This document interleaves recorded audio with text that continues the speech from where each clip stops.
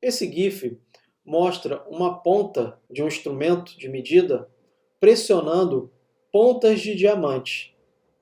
O diamante é o material mais forte que ocorre naturalmente na Terra. Nessa simulação ao lado, veja um padrão de cores.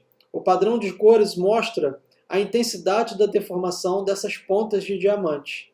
Azul escuro significa que a ponta de diamante não está deformada, mas à medida que eu aplico uma força externa, a ponta de diamante se deforma, atingindo até o valor de 0,09 em unidades adimensionais. Um estudo recente determinou que os diamantes podem ser dobrados e esticados elasticamente, quando transformados em agulhas ultrafinas, como mostrado nessa figura de microscópio eletrônico. A equipe demonstrou que suas agulhas de diamante em nanoescala podiam flexionar e esticar até 9%, sem quebrar e retornar à sua forma original.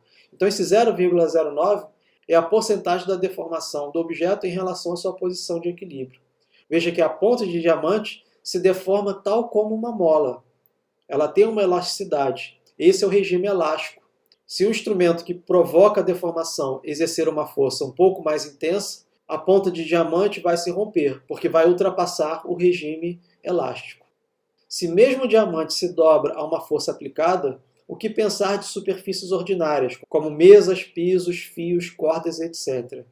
Acho que eu já lhe dei uma pista sobre como as forças de contato se ajustam à medida que as forças são aplicadas aos objetos. As superfícies exercem sobre os objetos uma força de contato, que é igual em magnitude à força da gravidade exercida sobre os objetos. A força de contato é igual à força peso. Nesse exemplo, nessa figura, existe uma esfera de aço sobre um colchão. Veja que o colchão se deformou, mas não muito. Existe uma força de contato que se iguala à força peso, que a Terra exerce sobre a esfera. A deformação da superfície será maior ou menor dependendo da sua dureza. Aqui está. A deformação ocorrerá até que a força elástica da superfície suporte a força-peso. Então, qualquer superfície que você imaginar, você pode modelar essa superfície como um conjunto de molas em série e em paralelo com uma determinada dureza, com uma determinada constante elástica. Quanto mais rígida for a superfície, maior a constante elástica e menor a deformação para uma mesma força-peso aplicada. Se a força-peso aqui aumentar, a força elástica como um todo vai aumentar. Agora, a deformação da superfície vai depender da sua dureza. Tome como exemplo quando você anda sobre o calçadão de Ponta Negra. Considere que mg é o seu peso, a sua inércia vezes a aceleração da gravidade. Quando você anda no calçadão, você não sente a deformação do piso, do calçadão, porque o piso, que é concreto, pedra, tem uma constante elástica alta. Mas se você pular na areia, veja que a deformação da areia será maior, porque a constante elástica da areia é menor. Então, se o K é pequeno, a deformação será grande para uma mesma força aplicada. Se K é grande, a deformação é pequena para uma mesma força aplicada. As forças de contato se ajustam à força aplicada, porque as superfícies que exercem essas forças de contato podem ser modeladas pela sua elasticidade. Podemos modelar qualquer superfície como um conjunto de molas. Quanto mais rígida a superfície, maior o valor da constante elástica e menor será a deformação para uma mesma força aplicada. Considere aqui três superfícies diferentes. Uma superfície que é modelada por uma mola macia, uma superfície por uma mola dura e uma superfície que é essencialmente um poste de aço.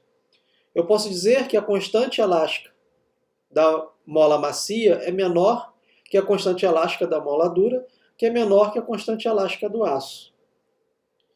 Se eu pego essas superfícies que podem ser modeladas por molas e coloco sobre elas um mesmo peso, a força de contato que a mola exerce nesse peso, nesse tijolo, vai ser igual à força gravitacional que a Terra exerce no tijolo.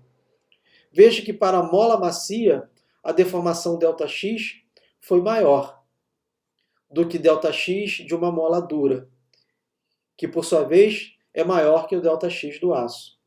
Isto é, para uma mesma força aplicada, para um mesmo peso, para um mesmo tijolo colocado sobre uma superfície macia, uma superfície dura e uma superfície super dura, a deformação será menor para a superfície que tem maior rigidez, que tem maior constante elástica.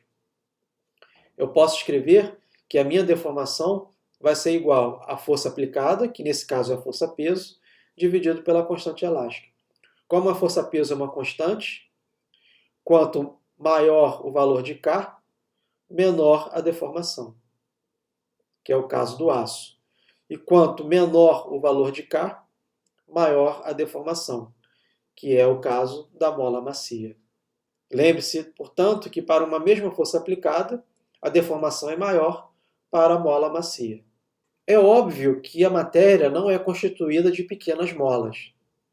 O que eu disse para vocês é que nós podemos usar a força elástica, esse modelo de molas, para modelar as interações de contato. Na verdade, a força elástica modela as interações atômicas dos átomos que compõem a superfície. Aqui está o nosso modelo original, uma bola de uma inércia m pendurada sobre um fio. A bola está sujeita à força-peso e uma força de contato que o fio exerce sobre a bola. Nós aprendemos que a força de contato se ajusta à inércia da bola. Quanto maior a inércia, maior a força de contato. Porque a força de contato, nessa situação de equilíbrio, é proporcional ao peso da bola. Ocorre que esse fio ele é formado de átomos. E as interações atômicas são devidas às interações elétricas entre os elétrons e os prótons no núcleo, entre um elétron e o elétron de outro átomo. Então aqui eu estou representando cada bolinha como se fosse um átomo. E a mola seria a interação elétrica desse átomo com o outro átomo, ou a interação de um elétron com o outro elétron. A interação elétrica é modelada por uma mola, apesar de não ser uma mola, porque a interação elétrica é uma força de ação à distância. Então daí está a abstração de considerar algo como uma força de campo, uma força de ação à distância, como uma força elétrica, como uma força de contato, como uma força elástica.